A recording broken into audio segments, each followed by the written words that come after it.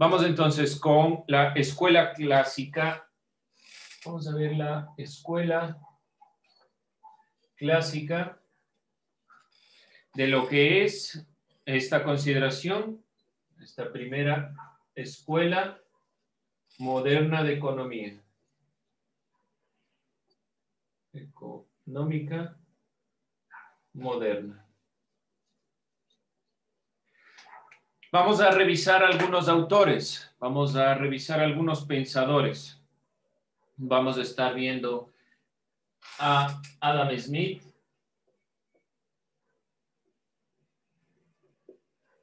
vamos a revisar algo de David Ricardo.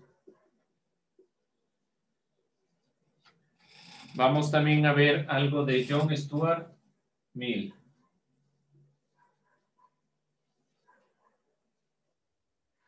Vamos a estar revisando a estos pensadores. La Escuela Clásica de Economía surgió en un contexto marcado principalmente por la Revolución Industrial. Entonces, estos pensadores estaban hablando desde lo que nosotros ya revisamos. Revolución Industrial. Así inicia la Escuela Clásica o Escuela Económica Moderna. Inicia con esta perspectiva de la revolución industrial, el financiamiento del capital, las primeras perspectivas del crecimiento de la economía. Entonces, ¿qué estamos nosotros revisando? Principalmente economía. Los pensadores más importantes de esta perspectiva, de esta visión, son estos tres por lo menos que han venido enunciando algunos temas fundamentales. ¿Cuáles eran los elementos de la revolución industrial que nosotros priorizamos, que nosotros puntualizamos? Principalmente el cambio económico, el cambio social, el cambio de perspectiva.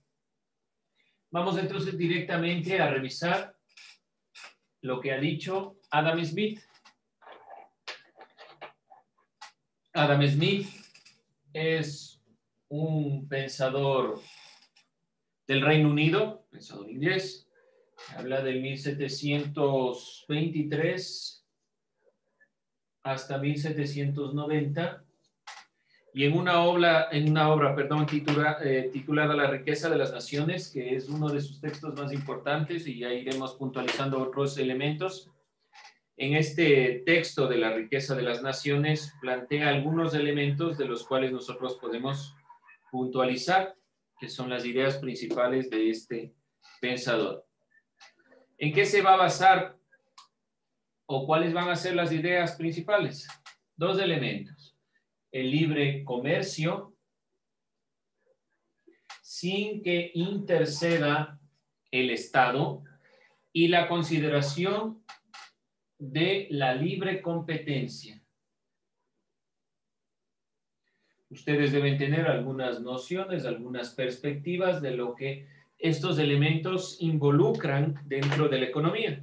Algo han visto también en lo que es emprendimiento, estas perspectivas.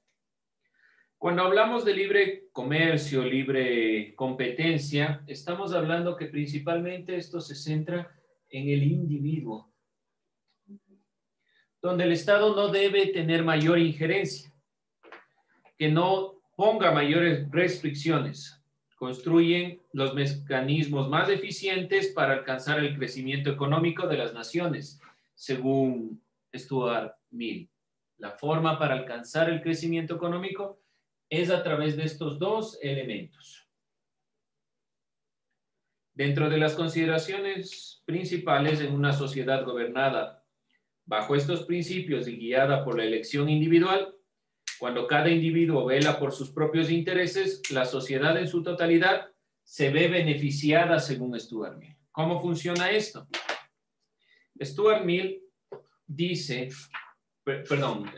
Adam Smith dice que para poder alcanzar esta perspectiva de que exista una colaboración, un criterio donde pueda alcanzarse esta visión, él habla de la mano invisible.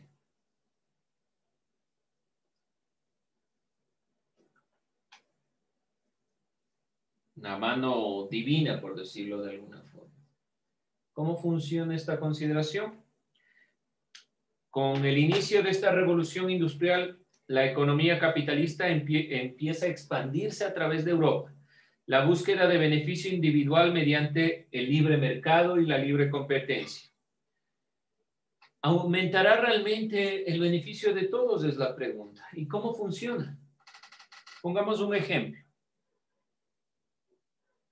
Si yo tengo, por ejemplo, un comercio A, donde se vende una serie de productos, es decir, un tipo de comercio, un emprendimiento. Este comercio A vende sus productos a $100. Este producto A, si existiera el gobierno que determine cuáles son los elementos, pondría precios. Pero ¿dónde nace el precio? En la oferta y la demanda.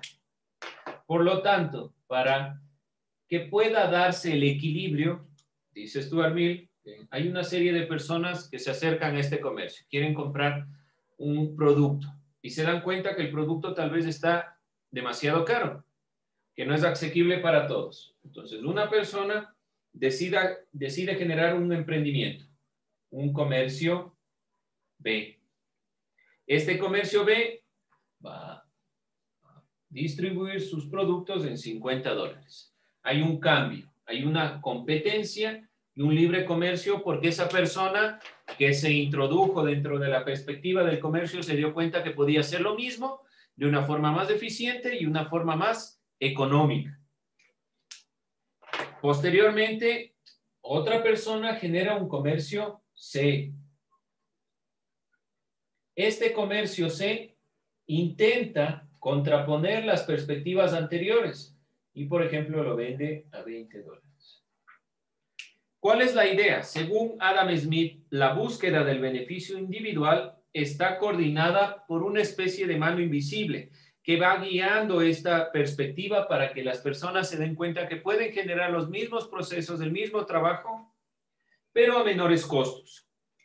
Y esto conduce de manera natural al beneficio de todos, porque todos van a salir tanto beneficiados por los nuevos emprendimientos, estos nuevos comercios, así como con lo que se va bajando el costo de los productos. Entonces, para Adam Smith, el libre comercio y la libre competencia guía directamente a una visión conjunta, a un beneficio conjunto, un beneficio de todos, según este pensador. Ahí podemos tener críticas, tal vez no sea de una forma equilibrada, pero en las primeras consideraciones de Adam Smith, si nosotros damos la posibilidad de la libre competencia y el libre comercio, entonces tiene que darse esto. Y la mano invisible va guiando la posibilidad de que se genere unos nuevos emprendimientos para tener competencia. Las mercancías, según Smith, poseen un valor o precio natural, el cual es el precio de equilibrio que establece la competencia a su debido tiempo a través de la función de la oferta y la demanda. Es esta mano invisible. La perspectiva principal está guiada, según Adam Smith, por la oferta y demanda. Mientras más necesidad exista, más productos se podrán crear. Aquí, por ejemplo, aquí hay una serie de personas que necesitan el producto, pero es muy costoso. Entonces, un individuo decide crear un nuevo emprendimiento que le permita a esas personas tener costos más bajos y así sucesivamente. Y la oferta también se incrementa mientras más demanda exista. Dentro de estas consideraciones, la oferta y la demanda para Adam Smith son fundamentales. La competencia, al adecuar la oferta a la demanda, haría que el precio del mercado tienda a igualarse con el precio natural. Es decir, que la oferta y la demanda también va regulando esta perspectiva. Oferta y demanda tiene una relación interna en la visión de la idea de la competencia. La competencia, al adecuar la oferta y la demanda,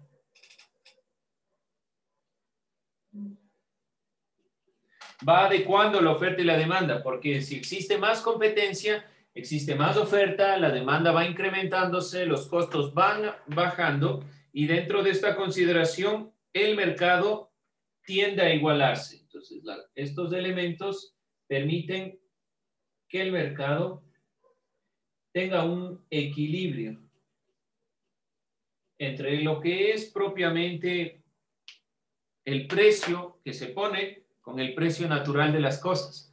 Si existen más variedad de productos, van a necesariamente tener que bajar su costo. Mientras más baje su costo, se va a adecuar más al costo propio de producción. Eso es lo que está diciendo Adam Smith. Este mercado genera un equilibrio en los costos. Y al generar un equilibrio en los costos, entonces el costo que me produce lo que se genera, por el cual se genera el producto, va a ser muy equilibrado frente al que se vende. O eso fue por lo menos la perspectiva de Smith. Para que una mercancía pueda ser valorada e intercambiada por otra, se requiere de un patrón de medida invariable. El único patrón de medida posible es el trabajo. Es decir, que para que una mercancía, para que esta mercancía tenga un valor, es decir, sepa cuánto cuesta, es necesario relacionarlo con el trabajo. Y es la relación valor-trabajo. Dentro de esta consideración es importante tomar en cuenta, ya que nunca varía su propio valor, sino dependiendo del trabajo. Smith rechazó los principios del mercantilismo propio de la época colonial, ya que estos obstaculizaban la libertad de comercio. El Estado, mientras más determine y limite la perspectiva, no está ligado a esta primera escuela económica moderna o esta escuela clásica de la economía, porque esta escuela se basa principalmente en el individuo y la libertad del mismo. ¿Preguntas, dudas, inquietudes? ¿Algo que no quede claro? ¿Algo que se quiera repetir? Bueno, continuamos entonces. Vamos con David Ricardo. Ricardo también es un pensador del Reino Unido. Está entre 1772 y 1823. Elabora una teoría fundamentada en lo que dijo Smith, pero con ciertos elementos que pueden cambiar. Parte de la relación valor-trabajo, pero dice que la relación valor-trabajo no es como la pensó Smith. Ricardo observa que Smith no supo distinguir el precio del trabajo. El trabajo como precio. ¿Y dónde se obtiene el precio del trabajo? Precisamente en el salario. El salario que se determina para cada trabajador es justamente la relación del precio con el trabajo. De la cantidad de trabajo necesaria para la producción de una mercancía. Entonces, Smith no distinguió el precio del trabajo, este salario, de la cantidad de trabajo. No distingue estos dos elementos. El valor de una mercancía, según Ricardo, no depende del trabajo, entendido como la suma de salarios. Para Smith, de cierta forma, está diciendo que la suma de salarios que se relacionan con el trabajo es lo que determina cuánto cuesta la producción. Es decir, que esto determina el valor de producción.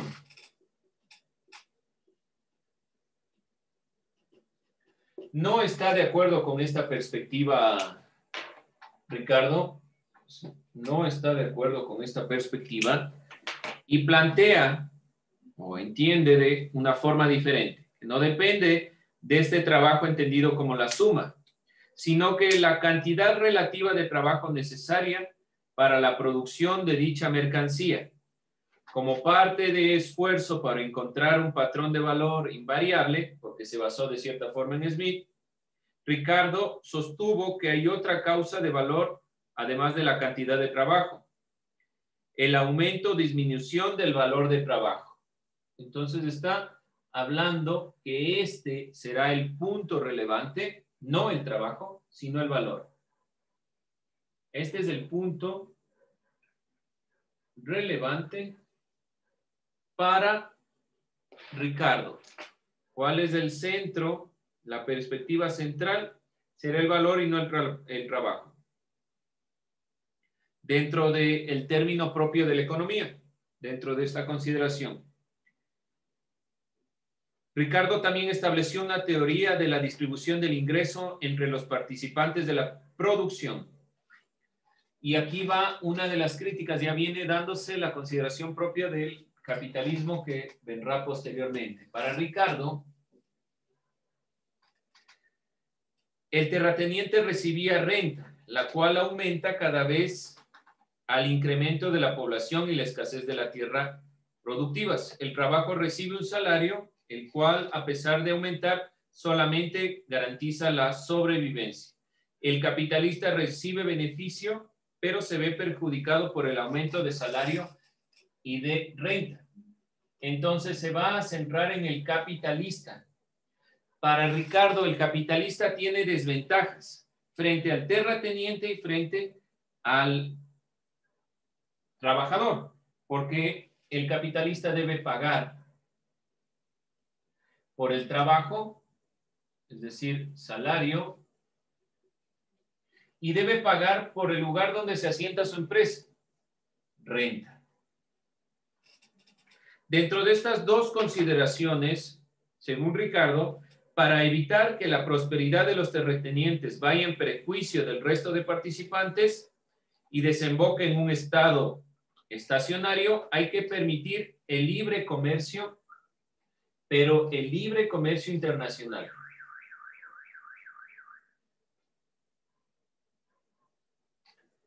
Introduce una perspectiva, una visión diferente.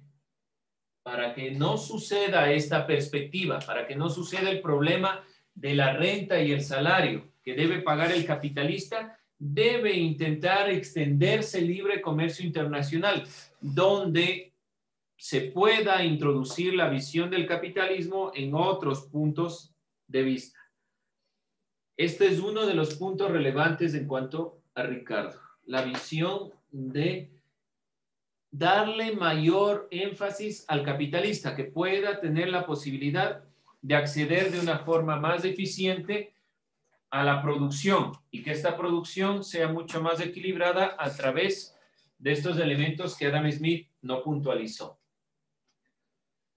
Vamos finalmente a revisar a este otro pensador que es Stuart Mill.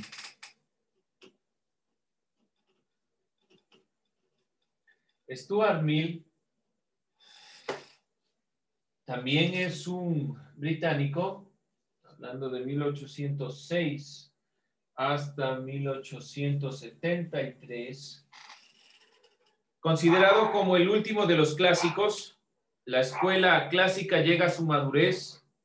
Según Stuart Mill, el Estado, al ser posterior al individuo, y este criterio es importante, el Estado es posterior al individuo, lo que significa que el individuo está por encima del Estado. En esta visión y en esta perspectiva, la intervención estatal resulta repudiable en casos tales como el establecimiento de precios y regulación de las industrias. El individuo es el que debe regular todas estas consideraciones de lo que es propiamente la industria. Hablemos que principalmente por individuo podemos hablar de industria, que es la que regula el mercado. Pongámoslo así, para comprenderlo mejor. El individuo que conforma la industria debe regular el mercado. Dentro de estas consideraciones, el Estado solo cumple una función, que es principalmente la función de administrar, de arbitrar la justicia y consideraciones de este estilo. Como lo dice Stuart Mill, cumple funciones básicas, que no son consideraciones de determinar lo que se pueda o no hacer con la industria, sino que la industria debe determinar estos precios. Defendía el establecimiento de reglas que favorezcan la distribución no demasiado igual de la propiedad, en el criterio que se veía introduciendo propiamente al capitalismo. Y Stuart Mill también planteó otra consideración, otro elemento importante. Stuart Mill es un pensador, es un economista y un filósofo que plantea la visión del utilitarismo.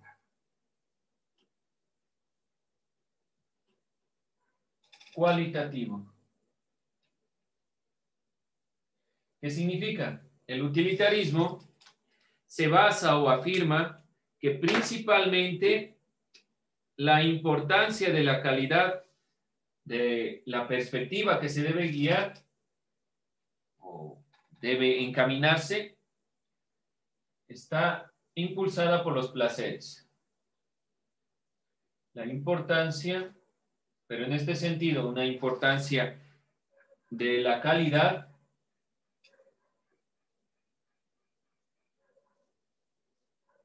de los placeres.